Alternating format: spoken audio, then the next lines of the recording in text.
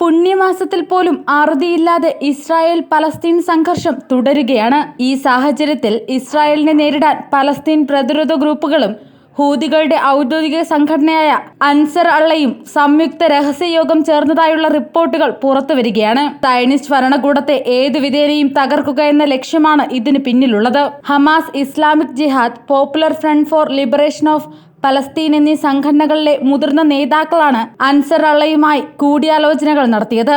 ഈ യോഗം ചേരൽ ഇസ്രായേലിന് അന്താരാഷ്ട്ര തലത്തിൽ വെല്ലുവിളി സൃഷ്ടിക്കുമെന്നാണ് വിലയിരുത്തൽ. ഗാസയുടെ അതിർത്തി നഗരമായ റാഫയിൽ ഇസ്രായേൽ ആക്രമണം കടുപ്പിച്ചതോടെ സംയുക്തമായി നെതന്യാഹു സർക്കാരിനെ പ്രതിരോധിക്കാനാണ് സംഘടനകളുടെ തീരുമാനം. അതേസമയം സായുധ സംഘടനകൾ തമ്മിൽ കൂടിക്കാഴ്ച നടക്കുന്ന ഇടത്തെക്കുറിച്ചുള്ള വിവരങ്ങൾ റിപ്പോർട്ടുകളിൽ വ്യക്തമല്ല. കഴിഞ്ഞ ദിവസം ഇന്ത്യൻ മഹാസമുദ്രത്തിൽ ഇസ്രായേൽ ബന്ധമുള്ള കപ്പലുകൾക്ക് നേരെ മിസൈൽ ആക്രമണം നടത്തിയതായി യമൻ സേന അറിയിച്ചിട്ടുണ്ട്.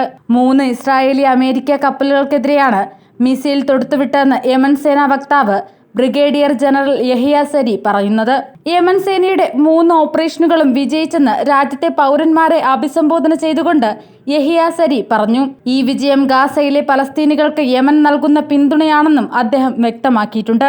ഈ സാഹചര്യത്തിൽ ഇനി ഇസ്രായേൽ സാംസൺ ഓപ്ഷൻ പുറത്തെടുക്കുമോ എന്നാണ് ലോകം ഉറ്റുനോക്കുന്നത്. അങ്ങനെ വന്നാൽ ഇസ്രായേൽ സ്വയം നശിക്കുന്നതിനൊപ്പം ചുറ്റുമുള്ള അറബ് രാഷ്ട്രങ്ങളുടെ നശീകരണത്തിനും കൂട്ടക്കുരുതിക്കും ഇത് കാരണമാകും. എന്താണ് ഇസ്രായേലിന്റെ അവസാനത്തെ ആയുധമായ സാംസൺ ഓപ്ഷൻ എന്നുകൂടി നമുക്കൊന്ന് നോക്കാം. സാംസൺ ഓപ്ഷൻ എന്തെന്ന് മനസ്സിലാക്കാൻ ആദ്യം സാംസൺ ആരെന്ന് അറിയണം. കർത്താവിന് സ്വയം ഒഴിഞ്ഞുവെക്കുന്ന ഒരു പ്രത്യേകതരം ഉപവാസമാണ് നാസിർ വ്രതം. തിരഞ്ഞെടുക്കപ്പെട്ടവൻ, സമർപ്പിത എന്നൊക്കെയാണ് നാസിർ എന്ന ഹീബ്രു പദത്തിനർത്ഥം. കഠിനമായ നിയമങ്ങളോട് കൂടിയതാണ് ഈ വ്രതം. ഒന്ന്, സ്വന്തം ഇഷ്ടപ്രകാരം നിശ്ചിത കാലത്തേക്ക് വ്രതം അനുഷ്ഠിക്കാം. ദൈവം നേരിട്ട് തിരഞ്ഞെടുക്കുന്നവരാണ് രണ്ടാമത്തെ വിഭാഗം. സ്വന്തം ഇഷ്ടപ്രകാരം നാസിർ വ്രതം എടുക്കുന്നവർക്ക് പ്രധാനമായി 3 നിയന്ത്രണങ്ങളുണ്ട്.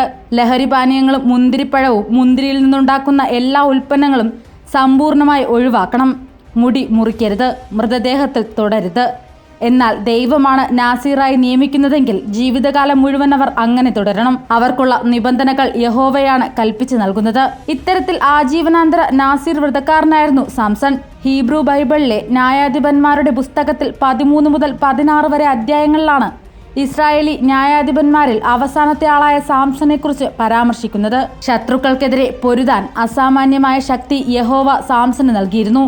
തന്റെ ബലിഷ്ഠമായ കരങ്ങൾ മാത്രം ഉപയോഗിച്ച് ഒരു സിംഹത്തെ കൊന്നതും കഴുതയുടെ താടിയെല്ല് ഉപയോഗിച്ച് ഫെലിസ്ത്യരുടെ ഒരു വലിയ സൈന്യത്തെ കൂട്ടക്കൊല ചെയ്തതും ബൈബിളിൽ പരാമർശിക്കുന്നുണ്ട്. ഏതെങ്കിലും കാരണവശാൽ നീളമുള്ള മുടി മുറിക്കപ്പെട്ടാൽ, അവന്റെ വ്രതം ലംഘിക്കപ്പെട്ടാൽ സാംസന്റെ ശക്തി നഷ്ടപ്പെടുമായിരുന്നു. സാംസനെ വകവരുത്താൻ പഠിച്ച പണി 18 നോക്കിയിട്ടും ഫെലിസ്ത്യർ പരാജയപ്പെട്ടു. അവസാനം അവർ ഒരു വഴി കണ്ടെത്തി. അവന്റെ കാമുകിയെ സ്വാധീനിച്ച ശത്രുക്കൾ അവളുടെ മടിയിൽ ഉറങ്ങിക്കിടന്ന സാംസന്റെ മുടി മുറിപ്പിച്ചു. അതോടെ സർവ്വശക്തികളും നഷ്ടപ്പെട്ട സാംസനെ അവർ ബന്ധനസ്ഥരാക്കി. കൊടിയ പീഡനങ്ങൾക്ക് അവസാനം അവന്റെ കണ്ണുകൾ ചൂഴ്ന്നെടുത്തു. ഇന്നത്തെ ഗാസയിലുള്ള ദാഗന്റെ ക്ഷേത്രത്തിനകത്തെ 2 കൂറ്റൻ തൂണുകളിൽ അവനെ ബന്ധനസ്ഥനാക്കി. ആ 2 തൂണുകളായിരുന്നു കൂറ്റൻ ദേവാലയം താങ്ങി നിർത്തിയിരുന്നത്. സാംസനെ ക്രൂശിക്കുന്നത് കാണാൻ 3000ഓളം ജനങ്ങൾ ആ വലിയ ക്ഷേത്രത്തിൽ തടിച്ചുകൂടിയിരുന്നു. അതേസമയം കാമുകിയെ വിശ്വസിച്ചതിനാൽ ചതിക്കപ്പെട്ട സാംസൺ ഒരേ ഒരു നിമിഷത്തേക്ക് തന്റെ ശക്തി തിരിച്ചു തരാനും തന്നോട് കനിവ് കാണിക്കാനും യഹോവയോട് പ്രാർത്ഥിച്ചു. ഹൃദയം നൊന്തുള്ള സാംസന്റെ പ്രാർത്ഥന കേട്ട കാരുണ്യവാനായ യഹോവ അവന്റെ ശക്തികൾ തിരിച്ചു നൽകി. അടുത്ത നിമിഷം സകല ഫെലിസ്ത്യരും എന്നോടൊപ്പം മരിക്കട്ടെ എന്നലറിയ സാംസൺ തന്റെ സർവ്വശക്തിയും കൈകളിലേക്ക് ആവാഹിച്ച് ആ 2 തൂണുകൾ കടപുഴക്കി മറച്ചിട്ടു. ആ വമ്പൻ കെട്ടിടം ഒന്നടങ്കം നിലംപൊത്തിയപ്പോൾ അവിടെ തടിച്ചുകൂടിയിരുന്ന സകല ജനങ്ങളും അതിനടിയിൽപ്പെട്ട് സാംസണോടൊപ്പം ഞെരിഞ്ഞമർന്നു. അങ്ങനെ തനിക്ക് നാശം വിധിച്ച ശത്രുക്കളെ ഒന്നടങ്കം സാംസൺ തന്നോടൊപ്പം മരണത്തിലേക്ക് കൊണ്ടുപോയി. സാംസൺ ഓപ്ഷൻ അങ്ങേയറ്റം വിനാശകരമായ ഒന്നാണ്. ഇസ്രായേൽ എന്ന ജനത എന്ന് തങ്ങളുടെ സമ്പൂർണ്ണ പരാജയം ഉറപ്പാക്കുന്നുവോ അന്ന് ശത്രുക്കൾക്കുമേൽ സെക്കൻഡ് സ്ട്രൈക്ക് നടത്താനുള്ള സംവിധാനമാണ് സാംസൺ ഓപ്ഷൻ. ഒരു രാജ്യം അണുബോംബിനാൽ നശിപ്പിക്കപ്പെട്ടാൽ ആക്രമണം മുൻകൂട്ടി കണ്ട് അതിനെ തിരിച്ചടിക്കാൻ വേണ്ടി ആണവായുധം രഹസ്യമായി സജ്ജമാക്കി വെക്കുന്നതിനെയാണ് സെക്കൻഡ് സ്ട്രൈക്ക് എന്ന പദം കൊണ്ട് ഉദ്ദേശിക്കുന്നത്. പക്ഷേ സാംസൺ ഓപ്ഷൻ ഇതിനേക്കാളും വളരെ മാരകമാണ്. ഇസ്രായേലിൽ പല അതീവ രഹസ്യ കേന്ദ്രങ്ങളിലും എല്ലാ ശത്രു രാജ്യങ്ങളും ലക്ഷ്യമാക്കി ന്യൂക്ക് എന്ന ഓമന പേരിൽ അറിയപ്പെടുന്ന ന്യൂക്ലിയർ ബാലിസ്റ്റിക് മിസൈലുകൾ സ്ഥാപിച്ചിട്ടുണ്ട്.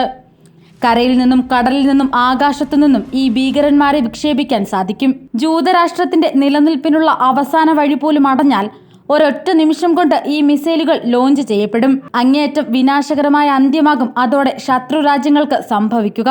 അമേരിക്കയുടെ കുപ്രസിദ്ധമായ മാഡ് ഓപ്ഷൻ പോലെ ശത്രു രാജ്യത്തിന്റെ സമ്പൂർണ്ണ സംഹാരം ഇതിലൂടെ ഇസ്രായേൽ ഉറപ്പുവരുത്തും. തനിക്ക് മരണം വിധിച്ചവരെ കൂട്ടത്തോടെ മരണത്തിലേക്ക് വലിച്ചിട്ട തങ്ങളുടെ സാഹസികരായ ന്യായാധിപന്റെ ഓർമ്മയ്ക്കായാണ് ഇസ്രായേൽ ഈ സർവനാശത്തിന്റെ പദ്ധതിക്ക് സാംസൺ ഓപ്ഷൻ എന്ന പേര് നൽകിയിരിക്കുന്നത്. ഇത്തരം കാര്യങ്ങളിൽ കൃത്യമായ വിവരങ്ങൾ ഒരിക്കലും പുറത്തുവിടാത്ത ഇസ്രായേൽ ഇക്കാര്യം ഔദ്യോഗികമായി അംഗീകരിച്ചിട്ടില്ല. പക്ഷേ David Ben Gurion, Shimon Perez, levy എഷ്കോൾ തുടങ്ങി ഇസ്രായേലിലെ പ്രധാനമന്ത്രി സ്ഥാനം വഹിച്ച പ്രമുഖന്മാരെല്ലാം പരോക്ഷമായി ഇക്കാര്യം സൂചിപ്പിച്ചിട്ടുണ്ട്. നേരത്തെ ഭരണത്തിൽ കയറിയ ഉടനെ ഇസ്രായേൽ പ്രധാനമന്ത്രി നെതന്യാഹു പറഞ്ഞത് ഇറാന്റെ ആണവ പദ്ധതികൾ ഒബാമ നിയന്ത്രിച്ചില്ലെങ്കിൽ ഇസ്രായേലിന് അതിനുവേണ്ട പരിഹാരം കാണുമെന്നാണ്. ക്ഷമ നശിച്ചപ്പോൾ ഇറാനിലെ ഓപ്പൺ ഹൈമർ എന്നറിയപ്പെട്ട ഇറാനി ആണവ പദ്ധതിയുടെ പിതാവായ മൊഹ്സൻ ഫക്രിസാദെ നടുറോഡിൽ മരിച്ചു കിടന്നത് ഇസ്രായേലിന്റെ പ്രഹരശേഷിയുടെ ജ്വലിക്കുന്ന തെളിവാണ്. ഇറാന്റെ ആണവ പദ്ധതിക്ക് സാങ്കേതിക സഹായം നൽകുന്ന റഷ്യ ഒന്നോർക്കണം. ഇസ്രായേലിന് മാത്രമല്ല, നാളെ ഇതിന്റെ തിരിച്ചടി നിങ്ങൾക്കും നേരിടേണ്ടി വരുമെന്ന് 2004 റഷ്യയ്ക്ക് നൽകിയ മുന്നറിയിപ്പ് ഇസ്രായേലിന്റെ ലക്ഷ്യങ്ങളിൽ റഷ്യയും ഉൾപ്പെടുമെന്നതിന്റെ വ്യക്തമായ സൂചനയാണ്. ലോകത്തിലെ പ്രശസ്തരായ പല പ്രതിരോധ വിദഗ്ധരും ആശങ്കപ്പെടുന്നത് ഇസ്രായേലിന്റെ ശത്രു രാഷ്ട്രങ്ങളെല്ലാം തന്നെ ഒന്നൊഴിയാതെ ഈ ഭീകരമായ ആക്രമണത്തിൽ നാമാവശേഷമാകുമെന്നാണ്. ഇന്ന് ലോകത്തിലെ ഏറ്റവും വലിയ 6ാമത്തെ ആണവായുധ സംരംഭകരാണ് ഇസ്രായേൽ എന്നതാണ് ഇതിന് തെളിവായി അവർ ചൂണ്ടിക്കാണിക്കുന്നത്.